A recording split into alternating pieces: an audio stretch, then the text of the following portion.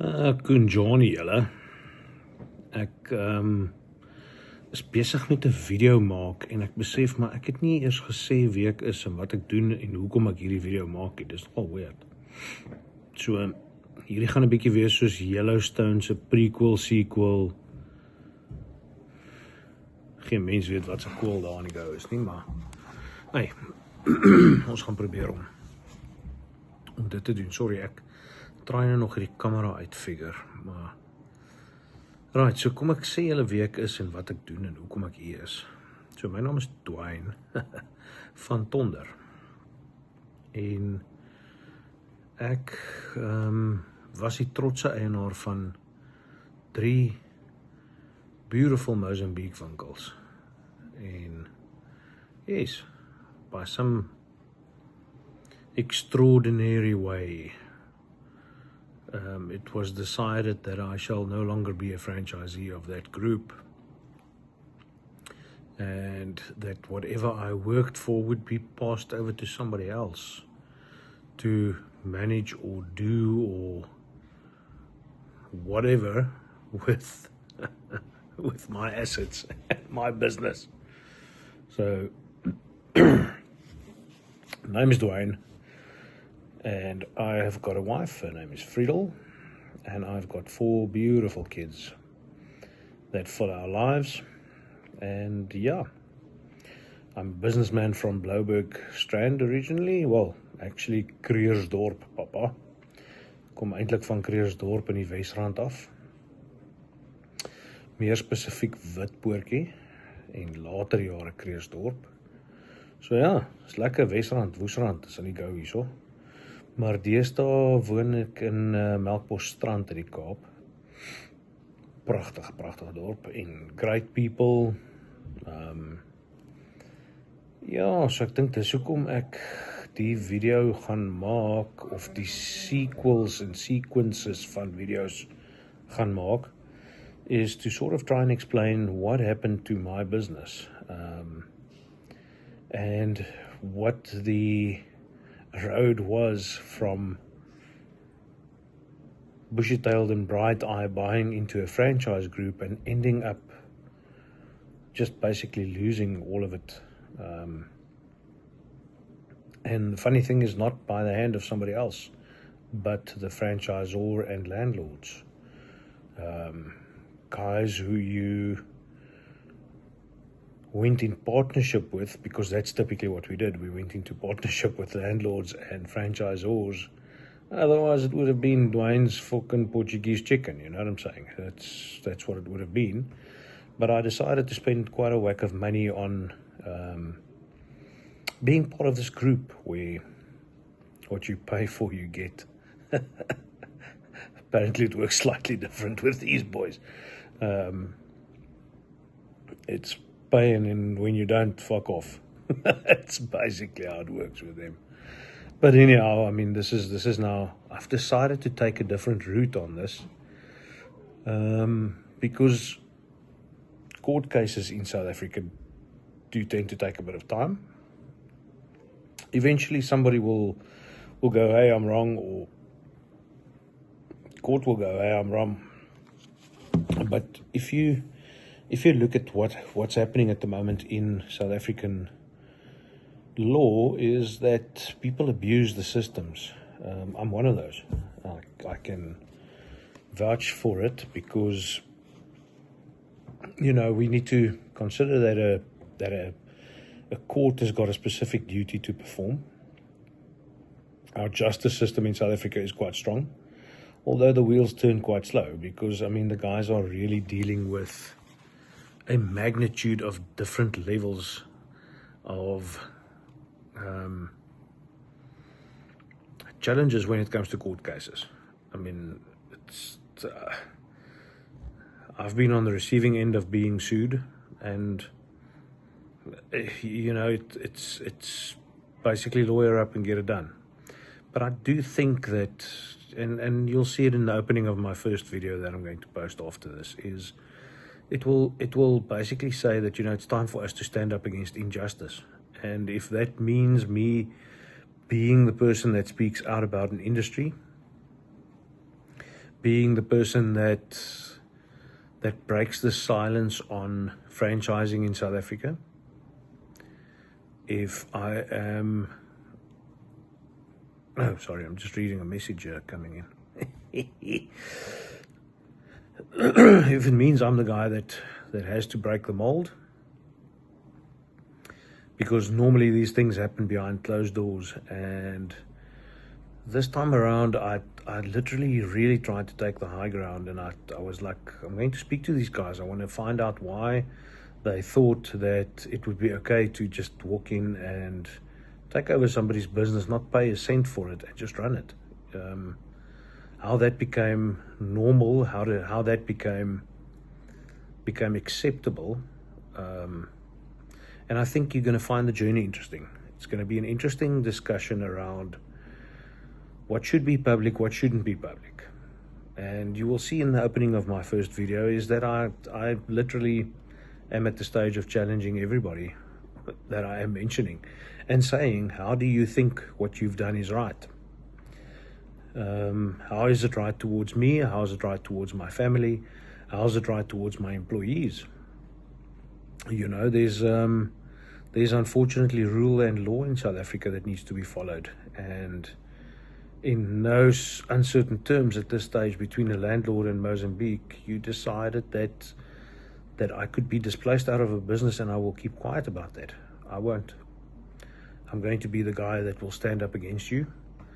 I'll be the guy that will be telling the stories, because there are stories to be told.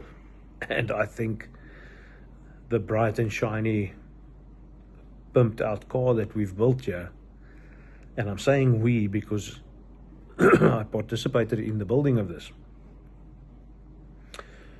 And I think that at some stage people need to be accountable for their actions. I've been taking it for 5 years. I'm not sure if other franchisees have been taking it, because, you know, and these are funny things. This is what I'm going to share with the public, is the inside track and the inside jokes and things like that. You know, there's always the inside joke about franchisors is that once a franchisor drives a better car than a franchisee, you should know there's something wrong in the system. And it happens a lot. And then there's the other one where franchisors know that they divide and conquer. So you keep your franchisees apart, blame them for joining and talking against you, and then dump a ton of bricks on them. But yeah, again, I'm going to say it. I will allow every person that I speak about, the first thing that I will do is I will always speak the truth, because you cannot charge me with defamation if it's the truth. I'll always speak the truth, and I'll substantiate it with evidence. And I challenge the guys that decided to steal my business to do the same thing. Whatever you state it with facts. Because I do know you're going to come at me, because this is what it is. We've crossed the Rubicon. Hans is oor die Rubicon. Dwayne is oor die Rubicon. En in my eerste video sal julle sien, het ek gesê dat ek het regtig probeer om dit decent te hanteer, en die manne van Mozambique het besluit om dit nie so te doen nie. So ons sal ek gaan die waarheid voor julle sit, en dan los ons dit vir die publiek om te besluit. Maar bear with me, ek is 'n man wat met 'n redelike ernstige anxiety leef en redelike ernstige depressie. So ja, stick with me. Dit gaan 'n interessante storie wees, mense. Miskien luister jy 1 episode, miskien luister jy 50. Who knows? Al wat ek vir jou kan sê is shit can get real fast. Die lewe kan verander in 'n kwessie van 'n oogwink, manne en vrouens. En ek wil vir julle sê, hier waar ek in my huis in Melkbosstrand sit, wil ek sê, geez man, if nothing else, geniet elke oomblik van die dag. As jy moenie agter 'n foon se skerm sit nie. Met kak klink dit. Dit is soos hypocrite number one, whatever jy wil noem. Ek weet nie of hypocrite die regte woord is nie, maar besides that, leef elke dag. En hierdie is nou regtig ek wat met myself praat, want fok, as jy met die tipe depressie en angs leef, wat ek leef, jy sal my arme vrou Friedel vra, elke dag is 'n smartie box, hè? Jy staan op, you literally don't know what you're going to get today. I can wake up and feel great, and come up with the most interesting ideas, and then the next minute I can hardly get words out of my mouth. You will see that I do have a bit of a glitch every now and then. But yeah, I believe I'm a bit of a storyteller, so it's going to take time to explain this whole business to you guys. But keep on listening, a like and a share will take it far. It's we're open for discussion, yeah. That's where I'm at. I'm open for discussion because I would like to see that justice is done, yeah. And I'm the first guy that will admit if I'm wrong, and if I'm right, I'm gonna fight for it. It was one of the things that my wife said to me on my birthday yesterday was that the one thing that she knows about me is that I will always fight for what's right. Whether my right is always right, that we don't know. But if you can fight with facts, then come with them and we discuss them.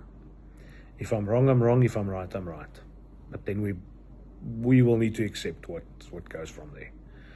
But as I said, and this is the first video we'll follow this. I think I'll post it tomorrow or whatever. Today is because I fucking hate it if somebody says part 1 and then you go and look for part 2 and it's fucking nowhere. And nobody knows part 1 was posted back in 2013 when TikTok was still an idea in somebody's ballsack. But today's date is